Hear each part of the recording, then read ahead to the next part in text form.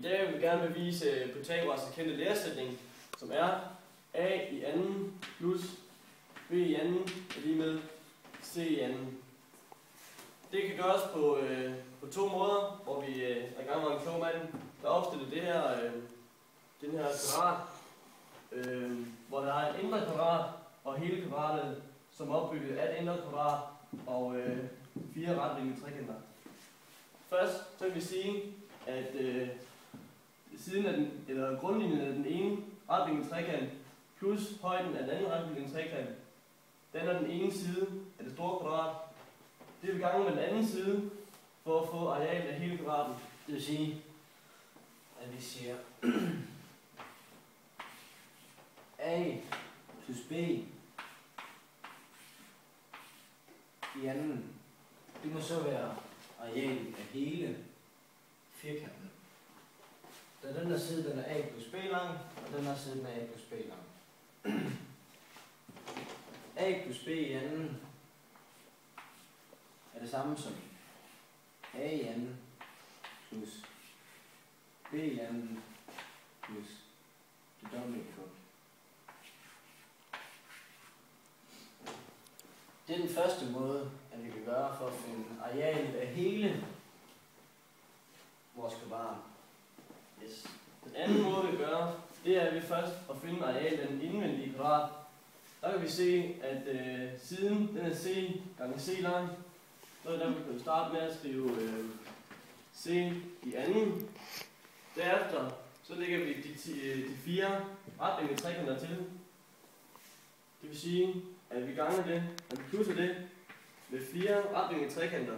Når vi skal finde arealet af retvinklede trekanter, så skal vi gange med den halve højde.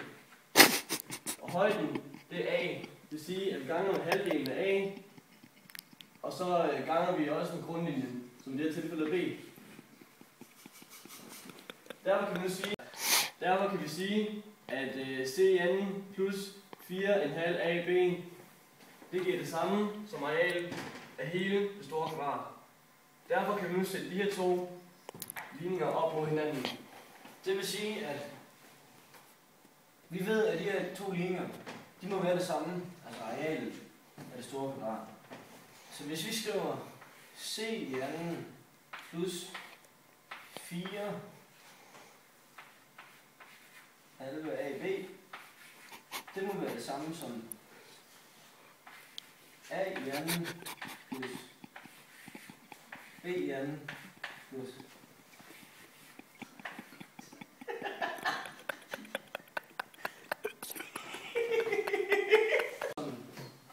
a i anden plus b i anden plus det dobbelte produkt. Det vi så kan gøre, det er, at vi kan sige 4 gange en halv ab. Det må være det samme som 2 ab. Og det samme er herovre. Det vil sige, at hvis c i anden plus 2 ab går ud med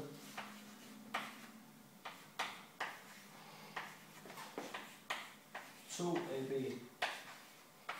herovre. Det vi så har tilbage er c i anden plus, lige med a i anden plus b i anden. Altså, Pythagoras sætning. Og du må ikke slukke den. Men for at det skal gælde, så skal vi vide, at det er en kvadratændring.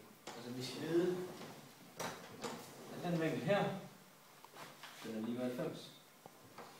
For at vi ved det, vi ved at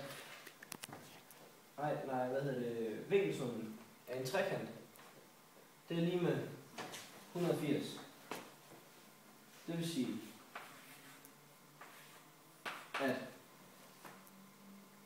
hvis vi kalder den her vinkel her x, og den vinkel her y, så er vinklen x plus y plus 90 give 180.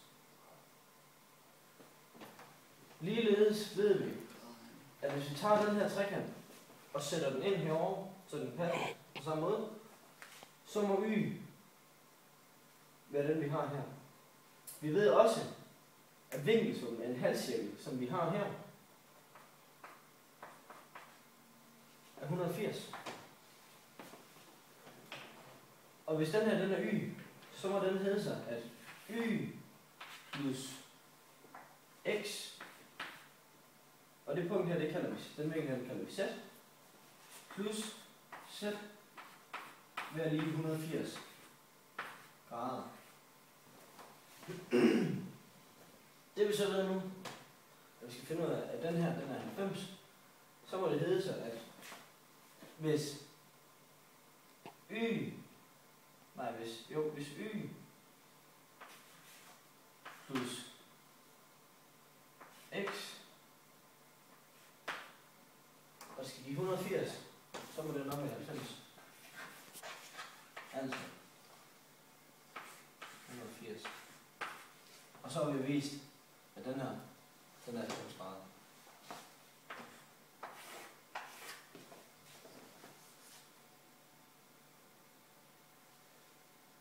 Ja, stop nu. Cut!